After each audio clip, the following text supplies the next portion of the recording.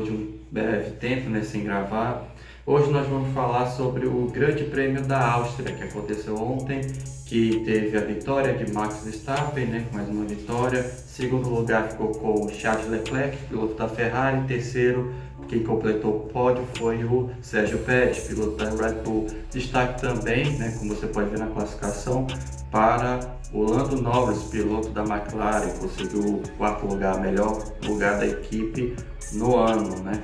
No campeonato, Max Verstappen aumentou a sua vantagem em relação ao Sérgio Pérez, agora está em 81 pontos, certo? Fernando Alonso permanece na terceira posição no campeonato de pilotos e Lewis Hamilton em quartos. No campeonato de construtores permanece, né, Red Bull em primeiro, Aston Martin em segundo, em terceiro a Mercedes, em quarto a Ferrari, certo? Vamos falar um pouco nesse GP da Áustria sobre o Max Verstappen, que venceu, certo? E ele conseguiu uma marca histórica, né, de melhor início de campeonato, considerando 9 corridas, né? Em 9 corridas ele tem 7 vitórias, né, em 2 segundos lugares, ou seja, 9 pódios em 9 corridas. Essa notícia circular em portais, fóruns, né, e no mundo afora, muita gente falou sobre a dominância do carro, certo? Sendo que eu vejo também muito do Max Verstappen, do piloto, sobre esse resultado, né? Sobre esses resultados, na verdade, né? Porque eu vejo uma consistência, uma gana, uma vontade de conquistar tudo, né? O máximo de pontos, o máximo de vitórias, o máximo de desempenho, e não só a vontade ele tem, como ele consegue, né? Como a gente pode perceber, se a gente olhar as estatísticas do ano, a gente vê que mesmo largando lá atrás, né, em 2 corridas, ele consegue se aproximar sem problemas, né? E consegue pelo menos ali o segundo lugar. Foi na Arábia Saudita e no GP de Miami, por exemplo, ele largou de nono e mesmo assim conseguiu vencer, certo? E quando a gente vê o Sérgio Pérez, olhando para esse ano de 2023, a gente vê que ele conseguiu de 9 corridas apenas 5 pódios. E nas corridas que o Sérgio Pérez teve que largar lá de trás, ele teve muita dificuldade para chegar entre os 2 primeiros, né? Ele conseguiu nesse GP da Áustria, né? Ele largou até de 15º, mas chegou apenas na terceira posição, né? Se a gente considerar o Grande Prêmio da Austrália, que ele largou de último e chegou apenas em quinto, se a gente considera o GP da Espanha e também do Canadá, que ele larga de lá atrás, né? Ele fica, não chega ao Q3, né? Se não me engano, na Espanha ele larga de 11º e no Canadá ele larga de 12º ou 13º, e mesmo assim ele não chega, né? O piloto mexicano não chega no pódio. Então a gente vê que existe uma diferença absurda, né? Abismal entre Max Verstappen e o mexicano, certo? E se a gente olha os anos de 2021 e 2022, a gente vê uma semelhança, né, de uma intensa efetividade do piloto holandês. Se a gente pega em 2021, né, nós tivemos 22 corridas. Dessas 22 corridas, ele chegou no pódio em 19, certo? Né? Sendo todas elas primeiro ou segundo lugar apenas, não chegou nenhuma vez em terceiro. E das 3 oportunidades que ele não pôde chegar no pódio, 2 ele teve abandonos no meio da corrida, e em uma oportunidade ele teve ali teve o assoalho danificado, né, com aquela colisão, aquele caos que aconteceu na primeira volta do GP da Hungria, certo?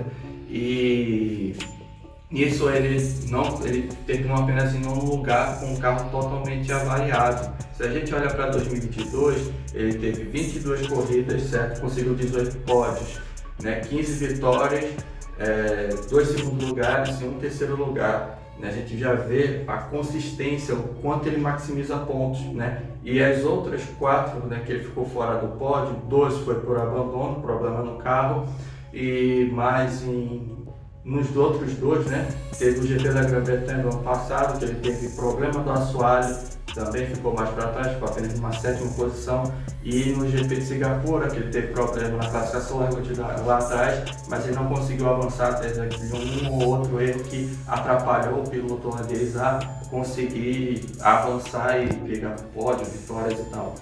né? Então a gente vendo esse compilado de 3 anos, de 3 temporadas, né? Aliás, 2 temporadas e praticamente uma metade, a gente já vê uma consistência de um piloto que maximiza resultados, que consegue extrair o máximo do carro, e a gente vê o piloto mexicano Sérgio Pérez que não consegue fazer algo semelhante. Então isso mostra que para conseguir fazer o mesmo que o piloto holandês, mesmo que Verstappen, teria que ser um piloto fora da curva, fora de série.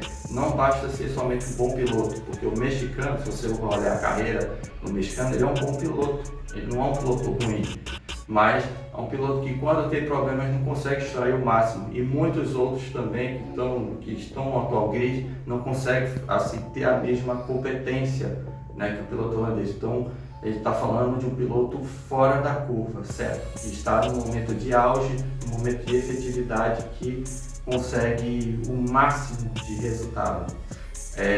Também eu olhei, né, analisei algumas questões, por exemplo, sobre 88, muitos falam, né, da dominância do carro de 88 e que tivemos 2 gênios, né, para assim meio que mostrar como ter 2 pilotos fundamentais é algo que tira ali uma dominância de um piloto.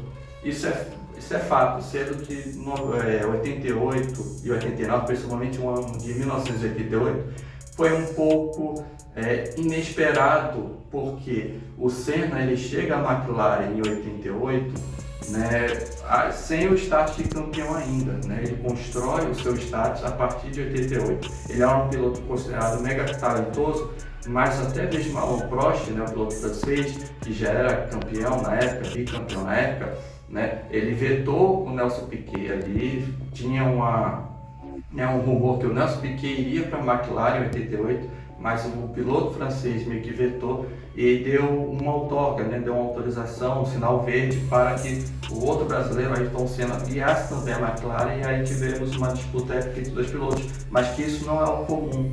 Sempre, né, o comum é que quando você tem um piloto dominante, um piloto que é genial, o segundo piloto ou um piloto mais que compõe, né, que compõe a equipe, né, como segundo piloto, ele tende a ser de um nível um pouco mais baixo para que as coisas fiquem melhor equilibradas, né?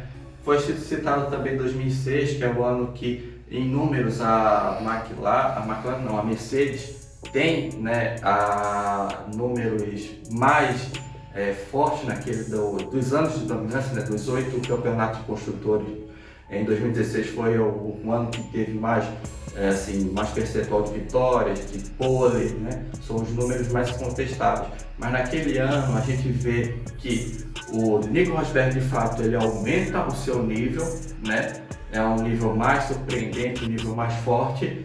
Porém, a gente tem que considerar também que o Lewis Hamilton, ele desceu, né, o outro piloto da Mercedes, né, que já era tricampeão na Fórmula 1, mas naquele ano ele cometeu alguns erros, certo? Uns erros principalmente de largada. Ele largou mal em várias corridas, não só em uma, várias. Eu posso citar o GP da Austrália, por exemplo, o GP do Bahrein. Ele não larga bem, perde a liderança na primeira curva. Ele tem um toque com o Sebastian Vettel, piloto alemão, e nisso o piloto inglês, né, vai para o fundo do grid, faz a coisa de recuperação, mas fica apenas ali em uma 7ª posição, né? Temos também o GP da Espanha, né, que está entre dos primeiros do ano, né? Foi o 5º GP daquela temporada, e que o Lewis Hamilton larga na pole, perde a primeira posição logo na largada, e aí tenta recuperar, e tanto o Rosberg como o Hamilton colidem e abandonam, mas durante o ano ainda teve mais problemas de largada, né? Eu lembro de cabeça, por exemplo, de Monza, de Suzuka, e certamente tem mais. Então foi uma situação em que o próprio piloto inglês, né, ele foi se comprometendo e dando maiores chances para o Nico Rosberg, certo?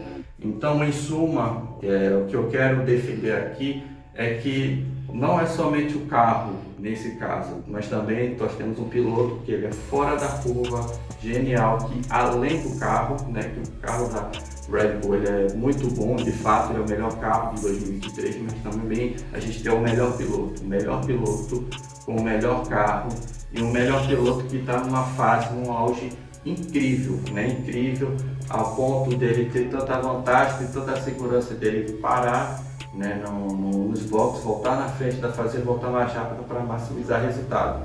Certamente, se tivesse dois pilotos de um nível mais abaixo, dois Sérgio Pérez, a Red Bull certamente estaria na frente do campeonato, mas certamente haveria briga por campeonato e haveria ali, quem sabe, muito mais chances de outras equipes, tipo Ferrari, tipo Mercedes, até Aston Martin mesmo, de conseguir vitórias, porque essas equipes mostraram um bom trabalho, né, durante algumas corridas, né, no Mônaco, no Canadá, na Espanha, agora também na Áustria, né, a Ferrari mostrou um bom desempenho, a Mercedes mostrou um bom desempenho, um forte desempenho na Espanha, certo?